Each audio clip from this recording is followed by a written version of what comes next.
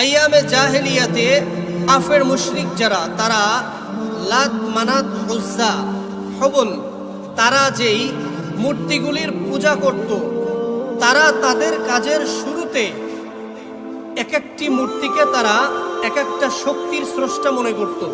এজন্য তারা সেই সমস্ত মূর্তির নামে তারা কাজ শুরু করত। মুশরিক তারা, তো তারা জাহেলিয়াতের যুগেই তাদের যে শিষ্টাচার ছিল তা হলো তারা কাজের শুরু করত তাদের মূর্তির নামে। আমরা বর্তমান যুগের মুসলমান, আমরা আল্লাহ তাআলার নামে কাজ শুরু করি না। এটা আমাদের জন্য অত্যন্ত দুঃখ।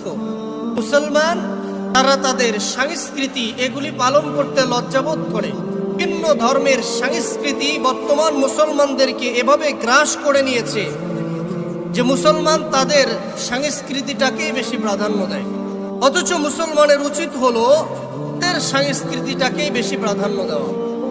আইয়ামে জাহেলিয়াতের যুগে হিন্দুরা তারা তাদের মূর্তির নামে কাজের শুরু করত। আল্লাহ রাব্বুল আলামিন বিসমিল্লাহির রহমানির রহিম এটা নাজিল করলেন। নবীজি সাল্লাল্লাহু আলাইহি ওয়াসাল্লামকে বললেন, হাবিব, আপনার উম্মতকে জানিয়ে দিন, তারা যে কোনো ভালো কাজ করবে, এই ভালো কাজের সূচনাটা তারা যেন আমার এই পবিত্র নাম দিয়ে করে।